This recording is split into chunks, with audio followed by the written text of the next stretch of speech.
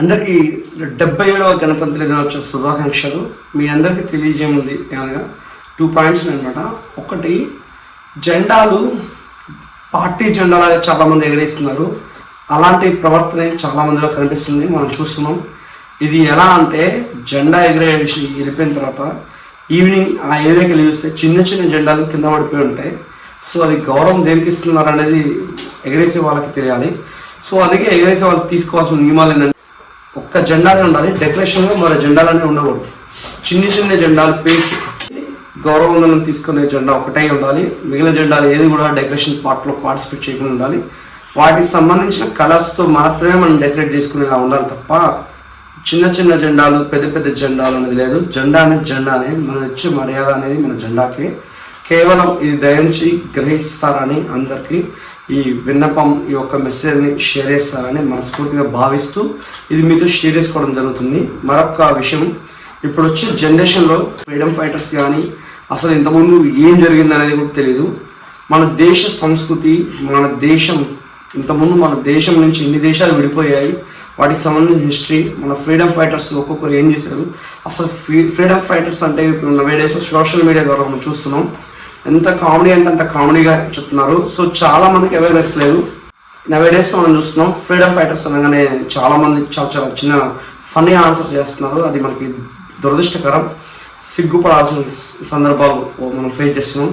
చాలామంది మన ఇన్స్టాగ్రామ్లో రీల్స్ చూస్తూ అలాంటివి చూసి మనం నవ్వుతున్నాం. బట్ అది నవ్వడం కాదు, మనం షైగా ఫీల్ అవ్వాలి. ఎందుకంటే నేడు ఒకప్పుడు 200 సంవత్సరాలు ఎదురు తిరిగి మరీ స్వాతంత్రాన్ని తీసుకొని ఎంతోమంది వాళ్ళు ప్రాణత్యాగం చేశారు. చరిత్రలో కొంతమంది తెలియని ఇంకా చాలా ఎంతోమంది ఉన్నారు. వాళ్ళు ఇప్పటికీ మనకి అప్పుడప్పుడు వెలుగులోకి అక్కడ కొన్ని విషయాలు మనకు తెలుస్తూ ఉంటాయి.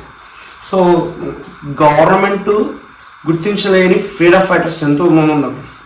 సో మనం చేయాల్సింది ఏంటంటే, మన గౌరవాన్ని మనం చాటి చెప్పుకోవాలి. మన నెక్స్ట్ జనరేషన్స్కి మన భారతీయులు ఎంత ఫైట్ చేస్తూ వచ్చింది ఈ స్వాతంత్రం అనేది మనం చూసుకోవాలి. ఈరోజు ఉన్న ఒక ప్రతి ఒక్కరికి, అమ్మాయి అవని అబ్బాయి అవని, చిన్న పెద్ద ఎవరైనా సరే, వాళ్ళకంటే ఒక రైట్ ఉందంటే కానీ వాళ్ళు మన భారతీయులు, మన పెద్దవాళ్ళు మనకి ఇచ్చిన సంపద, దాన్ని మనం కాపాడుకోవాలి. సో మన ఫ్రీడమ్ ఫైటర్స్ నేమ్స్ తెలియాలి.